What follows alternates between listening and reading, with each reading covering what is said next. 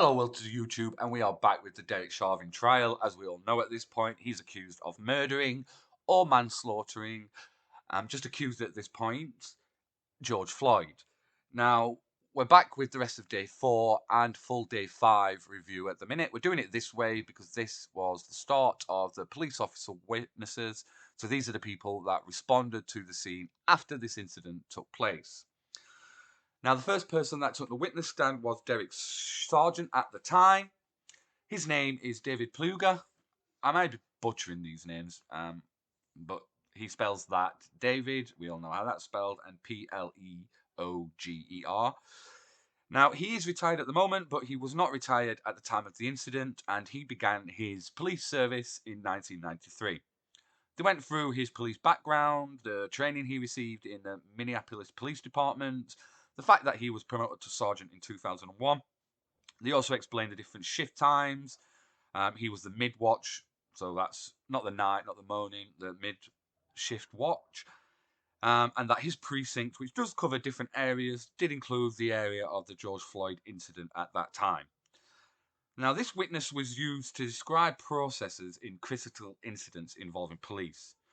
For example, he was the sergeant who passed the incident up the chain of command, and he's fully aware of the police manual for the use of force and sort of things involving police officers using force and how that needs to be passed up. Now, they did give an example of this, and this is in the video that follows. Typically, an officer would call me, or I'd be notified by radio that they'd use force on a suspect or arrest a party. I would head out, interview the officer, interview the subject that the force was used on, take a statement from both of them, and then complete a report on that, which would eventually be routed down to the internal affairs unit. And are there certain circumstances where an officer uses force which they're required to notify you? Yes. Can you tell us just your recollection what those circumstances are? Certain scenarios, force on a handcuff, any type of force on a handcuffed prisoner would result in me doing that. Strikes, any injury or claimed injury by a arrested party. And so when an officer uses force, a patrol officer, and you're their supervisor, there are circumstances that they have to report it to you, and there's circumstances where they just don't. Is that right? That's correct. And there's some circumstances where they have to write a report, and some in which they do not. True? Right. As I said there, he is being used more to show correct steps that needed to be taken for the procedures, and if they were taken. He was not allowed to give a more in-depth opinion, just the facts about the procedures, and this is in the video that follows the reason why.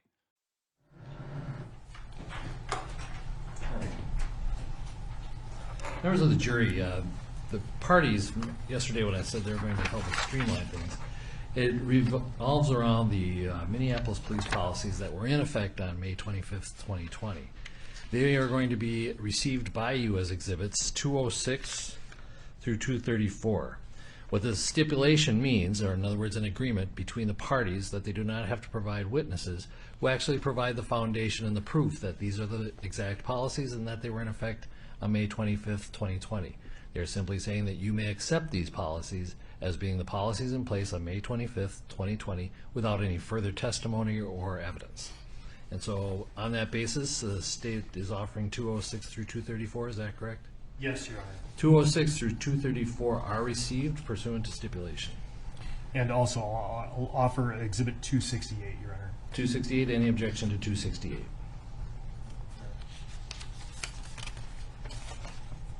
No. 268 is received. All right, then. They then went through the use of force report, focusing on having to call for an ambulance and giving aid. They also went through the maximum restraining technique, which is one of the key points in this trial, as that is what the defense are saying. He followed this procedure, and this also is in the video now coming up.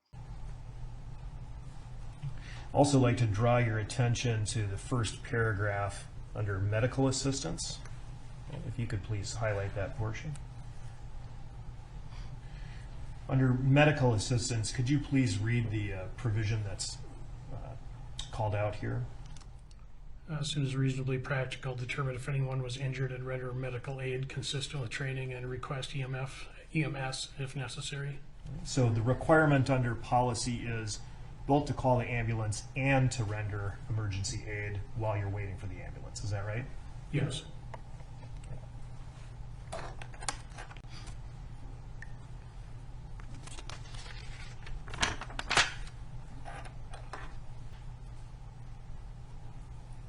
Now, I'd like to talk to you about another policy, and if I could pull up Exhibit 225. You familiar with Minneapolis Police Department policy governing the use of the maximal restraint technique, or hobble? Yes. Okay. This is a very high level. Can you explain what a hobble is? Basically, device used to take control of someone's hands and feet at the same time to prevent them from kicking or acting out aggressively. Is this a situation in which the subject would already be handcuffed? Yes. Okay. And so the hands would be restrained. How would the feet be restrained? They'd be like hooked together with the hobble, and then the end of the hobble oftentimes ran through the belt or somewhere by the waist to prevent them from kicking. And that was my next question. That would be the purpose, is to prevent the kicking of a restrained subject. Is that right? Yes. And the hobble or maximal restraint technique also requires supervisory reporting. Is that right? It does.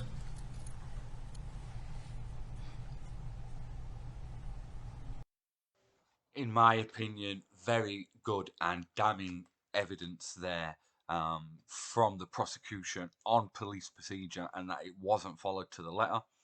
Now, as the hobble was asked for but not used, sort of the also focus that they didn't put in the side recovery position. This is the key to manslaughter in this case, in my opinion, that they didn't do that. And sort of their witness was very damaging on police procedure and how it was not followed. Sergeant Plugger was asked to point to who he recognised as Derek Chauvin and advised he was an officer from 2008, just working relationship. Also confirmed the three other officers, Officer Tao he'd known for 5 years, Officer King and Officer Lane had only just started. This just sort of proves that Chauvin was the senior officer in that situation, in my opinion. They went through then. The next damning bit of evidence was the call they received from that 911 operator about the incident, and we'll let you have a little listen to that now. 2:30:14, May 25, 2020. Hey, this is Jenna with Channel 1. Hey, what's up? Hey, so, just wanted to let you know about the person with a knife at 2602 Bloomington. And then, I didn't know, you can call me a snitch if you want to, but we have the cameras up for 320's call. Oh, did they already put him in the, they must have already started moving him. And 320 over at Cup Foods. Okay. I don't know if they had used force or not. They got something out of the back of the squad, and all of them sat on this man. So I don't know if they needed you or not, but they haven't said anything to me yet. Yeah, they haven't said anything unless it was just a takedown, which doesn't count, but Okay. I'll find out. No problem. We don't get to ever see it, so when we see it, we're just like, well, that looks a little different. All right, thank All you. right. Bye. So, yeah, bye. 20:31:33, May 25, 2020. Sir, did you recognize your own voice in that telephone call? Yes, that was me. You made a reference to possibly it not counting. Can you please explain to the jury what that means? I thought maybe she was just describing that they'd taken somebody to the ground, placed him on the ground, and that wasn't something that would trigger me to head out for use of force, but since she wasn't sure, then I had to make a call to find out. So per the policy, if it was just a takedown, that would not necessarily be reportable to a supervisor. Is that That's right? correct. Now again, good day for the prosecution there, because in my opinion, this is to build the case that the incident was so unusual that the 911 operator called him. He did explain slightly after that clip that has happened before, but not in these circumstances. But it was unusual to receive it in these circumstances. Now, they then played the call from the sergeant to Derek Chauvin, And we're just going to have a little look at this now because it was part of it recovered on the body cam.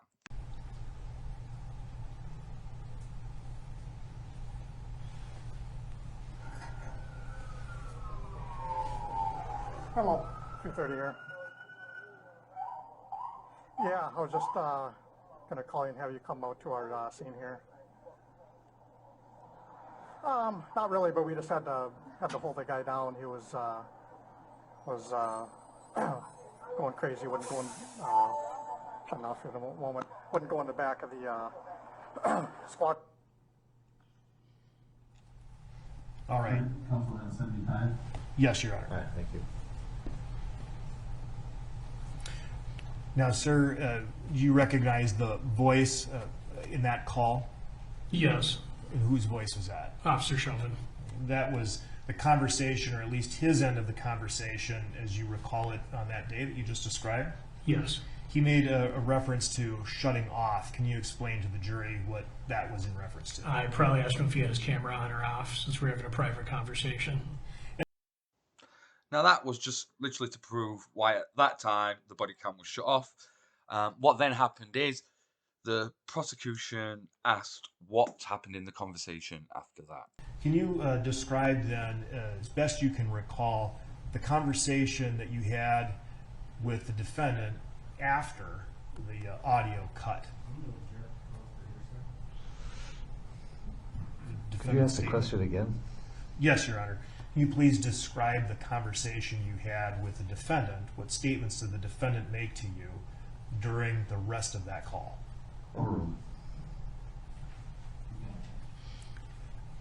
I believe he told me that they'd had tried to put Mr. Floyd, I didn't know his name at the time, but Mr. Floyd in the car. He'd become combative. I think he mentioned that he'd injured, it was either his nose or his mouth, a bloody lip, I think. And eventually, after struggling with him, he'd suffered a medical emergency and an ambulance was called.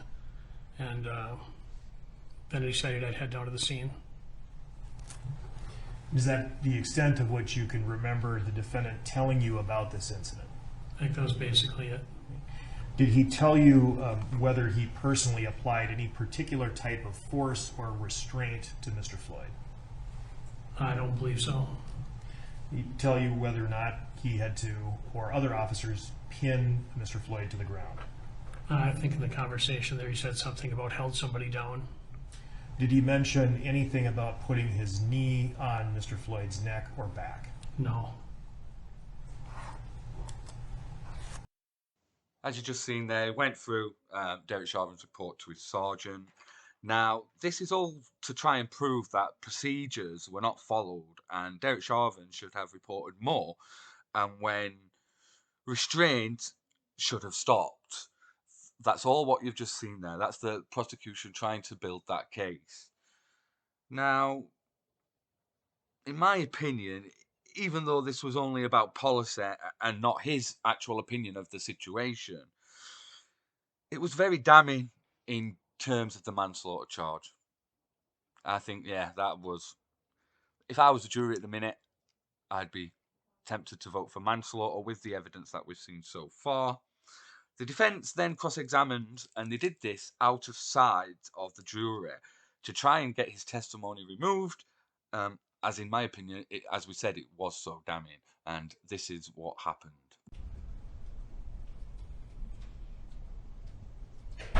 All right, we are outside the hearing of the jury. Be seated, please. Mr. Nelson has asked for an opportunity to voir dire the witness for a possible objection outside the hearing of the jury. Mr. Nelson. Good afternoon, Sergeant Pfluger. Good afternoon, sir. So in the normal course of your duties as a police sergeant in reviewing the use of force, what you're describing is what you would normally do, correct? Yes. So if a use of force is reported to you by an officer, in those circumstances, this use of force review occurs by the shift supervisor, correct? Yes. And the shift supervisor would first and foremost report to the scene, correct? Yes. After that point, you would interview the officers that were involved, correct? Yes. You may interview the person upon whom force was used, right? Yes. You may interview witnesses to the use of force if they exist, correct? Yes. You may review body-worn cameras, other evidence, photographs, whatever else may be a part of that process, right? Yes. And it is much greater in it's a limited, but it's a bigger scope, right? Yes. When a use of force incident becomes a critical incident, however, does your role change? I would no longer do a use of force in a critical incident, nor would I do it if someone had suffered an injury, if they were handcuffed. That goes up the chain then to lieutenant in internal affairs. Okay. So in certain circumstances, you would not be required to do that, right? Correct. And also, in addition, Your Honor, or Sergeant Pluger, I apologize, you did not do any of that use of force review on May 25th of 2020, did you? No. You didn't speak with the officers in depth about what happened, correct? No. You didn't interview any of the witnesses that were at the scene, did you? No. And you didn't review the body-worn cameras that night, did you? No. In preparation for your testimony, were you given the entirety of the case file for this case? No. I mean, do you have 50,000 pages of police reports? No. Have you reviewed any of the interviews from any of the witnesses? No. Have you reviewed any of the statements that were given relevant to this case by any of the involved officers from those who did give statements? No. All right. So in this case, in preparation, were you allowed to watch the entirety of all of the body-worn cameras? I think I did. Okay. And that was in preparation or while you were being interviewed with the state prosecutors, right? Correct. Okay. So in terms of the information you have a limited amount of information, which would be limited to just a review of the body-worn cameras. Yes. And that would not be the normal course for a sergeant's use of force review. Yes.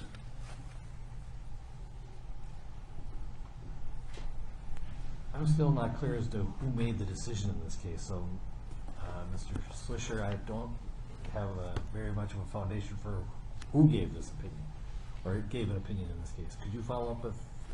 I'm sorry, I had a hard time hearing. I don't think I have a foundation yet. It sounds like on a critical incident, it gets passed up. Who made? I don't know who made the decision on use of force. Well, there wasn't. Could you maybe inquire, see where we're at? I can, Your Honor. I want to just clean up one part of the record first. In terms of reviewing the body-worn camera footage with the state, I think the question was state prosecutors. You didn't review them with the state prosecutors, but you have reviewed those with prosecutors. Is that correct? Correct. Right. Other prosecutors, not associated with this particular case. Right. Is that right? Yes. Now, to answer the court's question, in terms of whether or not you did a use of force review pursuant to the policy, in this particular case, you did not, correct? Correct. Right? You passed the scene along and followed the critical incident policy, per the critical incident guidelines. Is that right? Yes. However, in the course of your duties as a shift sergeant, you do force reviews. Is that right? Yes. Now, the defence's point there is Sergeant Pluger didn't do any use of force review in this case. He didn't interview anyone. He didn't read all the reports. So his testimony on the procedure in this case is irrelevant, as all the information he received is from the prosecutor, and sort of these cases are not usually done by a sergeant. So not what they call foundation, which is in basic terms to use that he can prove the procedure on the use of force. This is all legal tactics. You heard the prosecution rebuttal there to say you may not have done it on this case, but you have done them before. This is all a key battle in the manslaughter case. It's very hard to understand, but it's important, hence why I added it in this review. As you've seen, the defence failed in its attempt to remove the witness, and he was allowed to continue speaking in this trial, which is not what they wanted, as he was very damning to them. His testimony, especially in this statement, is damning, and I'm going to include that now. All right, previous questions withdrawn. Mr. Slisher, would you ask your question? Thank you, Your Honor. Sir, based on your review of the body-worn camera footage, do you have an opinion as to when the restraint of Mr. Floyd should have ended in this encounter? Yes. What is it?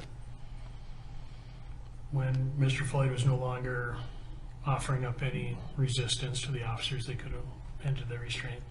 And that was after he was handcuffed and on the ground and no longer resisting? Correct. Thank you. I have no further questions. The defence then cross-examined to try and add some reasonable doubt to the testimony that he'd given.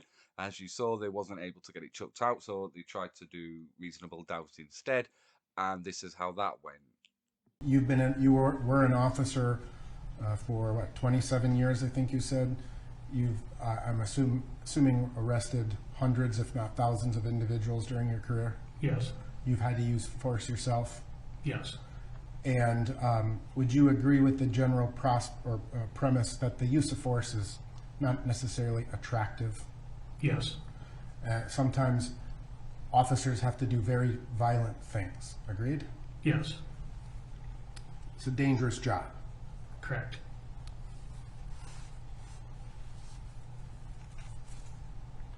Have you ever heard the term hold for EMS? An officer says, I held him for EMS. I'm not familiar with that. Okay. So if you are involved in a use of force situation and an officer calls for medics, right? And I'm going to strike that. An officer decides to use the maximal restraint or the hobble, right? But a medical emergency arises and they call for EMS. Would it be consistent with the critical decision-making policy to say, I'm not going to hobble this person because I know EMS is on the way? Objection, Your Honor. Sidebar.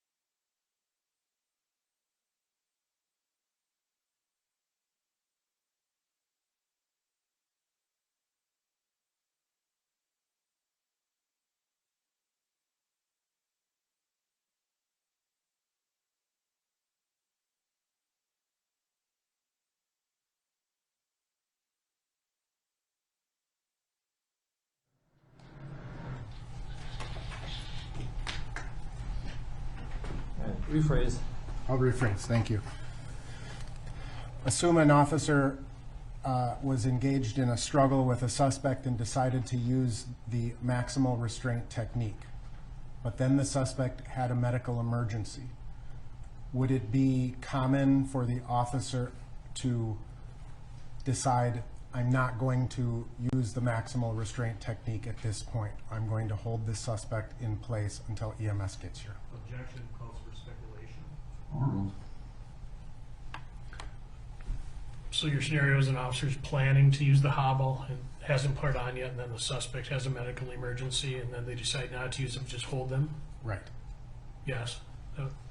When a maximal restraint technique is applied, the suspect is essentially handcuffed behind their back, and through a series of belts, their legs are bent at kind of an upward angle and then connected to some sort of device right, around the waist. I don't think they bend back towards the back anymore. They like to keep them straight. Straight. Right. So, but there's a tie between the ankles and the waist, essentially, Correct. right?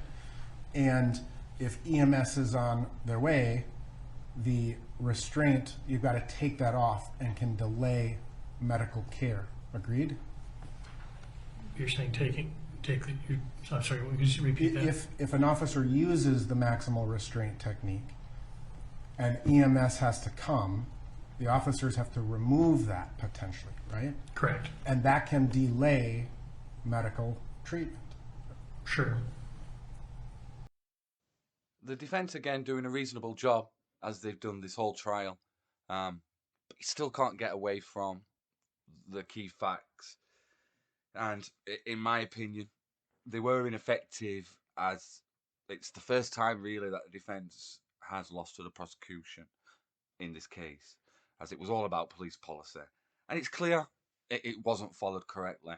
Now, the next police witness was the night shift sergeant who took over the scene. His name is Sergeant John Edwards. I won't go through too deep in his testimony, as again, this was the prosecution stating all steps were taken correctly to secure the scene that night, to secure the officers involved and the vehicles, both the police and they call him a suspect, but the deceased now, George Floyd. And the defence didn't even cross him, so we won't go into that. The main police witness so far was the next witness. This guy is the most senior police officer in Minneapolis Police in terms of years served. His name is Lieutenant Richard Zimmerman. Now, he's been a police officer since 1981 with Minneapolis since 1985. He spoke about, again, continuing training needed to maintain the police license. Advised since 1981 he has done all the training that is required. So the prosecution just building up his expertise in this. Went through his police career history, how sort of he got promoted from sergeant to lieutenant, what he does now, which is lead investigator in the homicide team. We'll just have a little brief listen to that. Can you tell the jurors about that?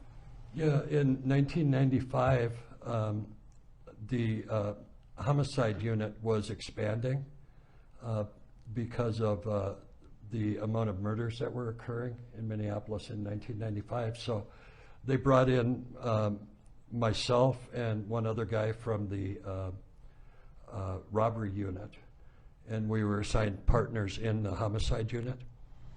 And which unit do you currently work in? 1995. Now, which unit do you currently work in? Oh, yes, I'm sorry. The homicide unit. So from 1995 to today, you've been in the homicide unit? Yes. And did you, sometime during that period, receive another promotion? Yes. Tell the jurors about that, please. Yeah, in 2007, I took a lieutenant's exam, or 2006. I took the lieutenant's exam, and that's a series of, again, written tests and oral. If you pass that phase, then you go on to the oral interview phase, and you're notified of your results. And so you were promoted to lieutenant? Yes, I was. So how did that change your responsibilities, your job duties? Well, usually when you're promoted, you're assigned to a different unit than you worked. But they asked me to stay in the homicide unit because of my experience. And so I took over the job in 2008, November of 2008. Yes. Where is that? I'm the #1 officer in seniority. I hate to say that, but I am. Now, his testimony was very long, so I'm just going to break this down because I am aware this video is getting on a bit, but this is really a detailed part now for the factual evidence that's coming out.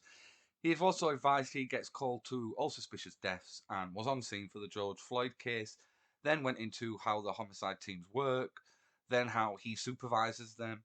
This is prosecution building his profile as an expert in homicide investigation, both of civilian or police-involved cases. After this, he explained what happened when he was at the scene, Now, the key part of his testimony is a longer video, as his testimony, again, is key to the police protocol part of this case, and this is as follows. As a Minneapolis police officer, where do you get that training from? Well, we'll get it from our training unit. We'll also get it from outside sources, different schools that are being put on. Some that are specific to homicide, some that are, a one-day course, some may be a 2-week course, that kind of thing. Does that training include instruction on the use of force? Yes. And how often do you get instruction on the use of force? Once a year. And how many officers have to go through that use of force training every year? Every officer on the police department. That includes the guy who's number one in seniority? It includes me, yes, absolutely. And when you, well, let me ask it this way. Are there also Minneapolis Police Department policies about the use of force? Yes, there is. And are you required to be familiar with those policies? Yes, you are. And when you do that use of force training, does it cover the policies as well? Yes. Do you also do some physical activity, taking people down and rolling around? Yes, we have a mat that we use at our SOC center, and it's like a huge wrestling mat. And are you familiar with the use of force continuum? Yes. Is that part of the Minneapolis Police Department use of force policy? Yes, it is. Can you just describe in general what that means to the jurors? Yeah, so basically the use of force continuum is guidelines, or it's policy actually, that we have to follow. And it's when, for instance, when you arrive at a scene, no matter what the scene, the first level, the lowest level, would be just your presence at a scene in uniform. The next step up may be your verbal skills that you've learned to help diffuse a situation or learn information about whatever the situation is. The next step would be like a soft technique, escorting the person by their arm, that type of thing. The next level would be a hard technique. That's where you would use your, you maybe have to use your mace or handcuffs, that kind of thing. And finally, the top level on the continuum is deadly force. And so those levels change, how, under what, or for what reasons might that change? Yeah, well, if you're, say you arrive at a scene and somebody's pointing a gun at you or shooting at you, of course you go to the top level, and that's how they may change. So it's relative to the threat. Right, yes. And are there different kinds of force that officers can use? Yes. And have you ever, in all the years you've been working for the Minneapolis Police Department, been trained to kneel on the neck of someone who is handcuffed behind their back in a prone position? No, I haven't. Is that, if that were done, would that be considered force? Absolutely. What level of force might that be? That would be the top tier, the deadly force. Why? Because of the fact that if your knee is on a person's neck, that can kill him. As you can see, he explained the training just like the last two officers. on the use of force, but unlike the last two, he was allowed to give more of a detailed response, which again was very damning. And for me, nails on the manslaughter charge. That being said, this is based on only the evidence that we've seen so far, and that could change in the next 3 weeks. The defence did cross-examine, and they did make some good points. We're just going to have, this is the last video, a look at the defence's points. Good morning, Lieutenant Zimmerman. Good morning. Thank you for being here today. You're welcome. So you testified that you have been a Minneapolis police officer since June 5th, 1985, correct? 1985, yes. And prior to that, you were with another agency? Yes. And when you initially came on to the Minneapolis Police Department, you were a patrol officer, correct? Yes. And you were a patrol officer from 1985 to approximately 1993 when you took the sergeant's exam and were promoted. Yes. And so it's fair to say that since 1993, so 27, 28 years, you've not been on patrol in the city of Minneapolis. Correct. Your assignments have been investigative in nature, correct? Yes. And generally speaking, an investigative role is more of a follow-up type role, right? Yes. So an incident occurs on the street, it gets assigned to a detective, and then your job is to investigate the circumstances of that incident, right? Yes. And so it's fair to say that since 1993, you've not, other than perhaps for ceremonial reasons, you've not worn a uniform on a daily basis. Well, I don't know if I would call it ceremonial. Well, I have to wear a uniform. You have to wear a uniform from time to time, but your daily role is as a plainclothed police officer, correct? Yes. And you're not out patrolling the streets, making arrests, things of that nature? No. All right. And it's fair to say then that your experience with the use of force of late has been primarily through training. Through what? Your training. Yes. All right. Meaning you're not out actively, other than perhaps arresting a homicide suspect, you're not out actively patrolling and arresting people for less serious offenses.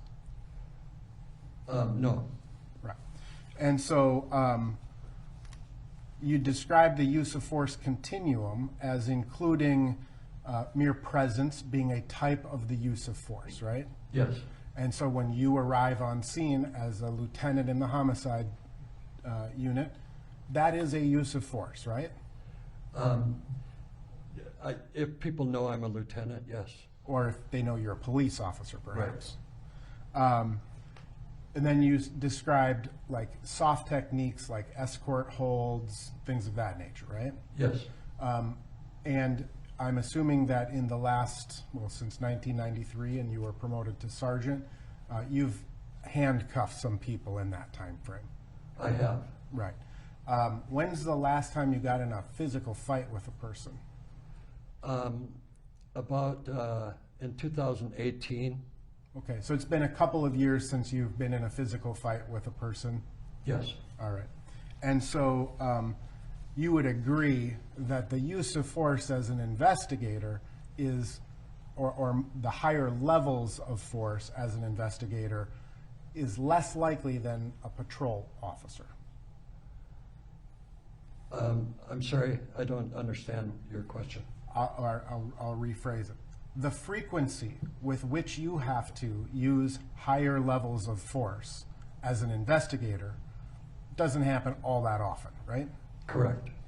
And so your experience generally as a use of force or involving the use of force is primarily in this annual what's called defensive tactics training, right? Yes. And the defensive tactics training is one of the requirements you need to use or to complete in order to maintain your license as a police officer, right? Yes. And you would agree that, or I'm presuming that since 1985 until the present day, tactics have changed as a police officer. Some tactics have changed, yes. Right. And it's fair to say that you are not a trainer in the Minneapolis Police Academy relevant to the use of force, correct? That's correct, yes. You do not teach other police officers defensive tactics. No, I don't. You would agree, however, that roughly 10 years ago, the Minneapolis Police Department kind of moved away from trying to hit people to control them and started using body weight to try to control people. I don't think I would agree with that. Okay, so you think that, I mean, within the arsenal, so to speak, of a police officer, it's as common to punch or strike someone in the use of force as it is to just use what are called takedown moves or body weight pins. Yes. Okay, and that's been throughout your entirety of your career? Yes. Okay, and so, and you're basing that again on your experience as just going through the defensive tactics requirements. Right. All right. The defence made a good argument against Lieutenant Zinnemann there, as you've seen, for his personal beliefs involving and the training he's received in regards to the takedowns, knee in the neck, which was so damning. And he stated there, look, you've not been in the field now for decades, you just focus on the training that you're given. It's, in my opinion, though, it still did not tarnish this expert in the use of force, but it did address reasonable doubt and put that doubt in the jury's mind. Is this guy out of touch? Because as you heard, he still thinks that you can punch people in the face, which is looked down on now, and they are, in fact, going more into holds.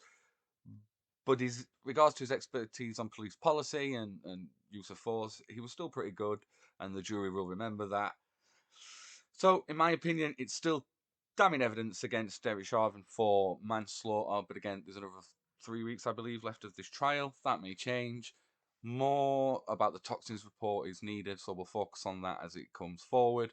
But that is so far all the police so-called experts that have come into this trial. We'd love to hear your guys' thoughts on this. Looking forward to a few debates. As if you are new to the channel, please subscribe and let's debate this.